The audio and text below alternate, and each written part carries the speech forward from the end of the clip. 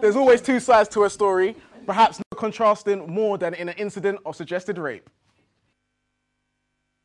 The first time I saw her, she was dancing on the dance floor and she looked absolutely gorgeous. I went over and introduced myself and offered to buy her a drink, and she accepted. And so we sat down for a drink and had a really good time. And at the end of the night I asked her for her number.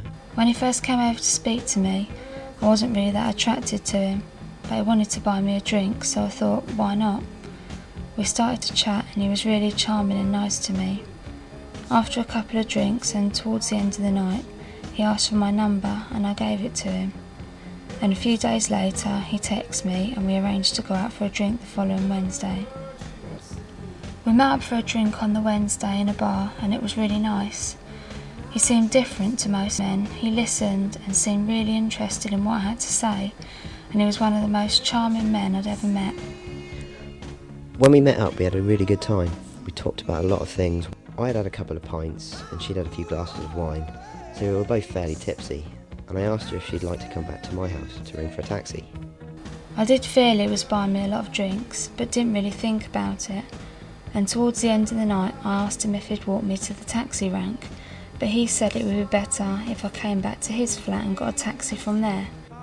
I did think that maybe she wanted to stay for the night. She was really flirting with me and she held my arm the whole way home. And when we got home we had a few more drinks. She said she wanted to go to bed, so I led her upstairs to my room. After we got back to his place, he was pouring me more drinks. Eventually he took my hand and dragged me to his room. I told him that I wanted to sleep. Then he raped me.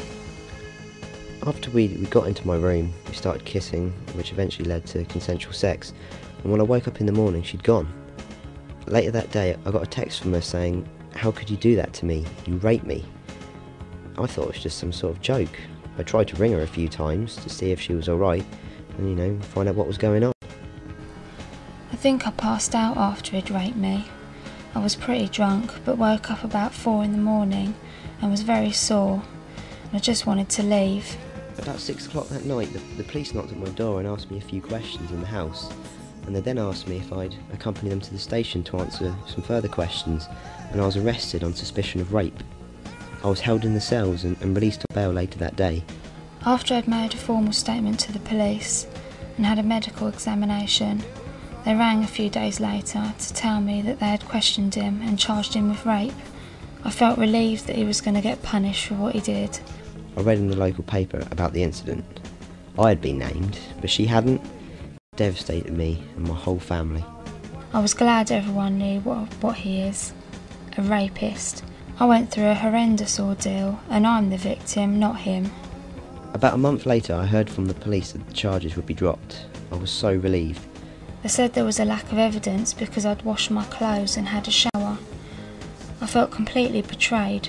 Since the whole incident I've changed as a person. Only the people closest to me know about what happened. And now I barely go out for fear of reprisal. I've become very closed off and I can't trust men anymore. Whenever I go out I'll forever be branded the rapist.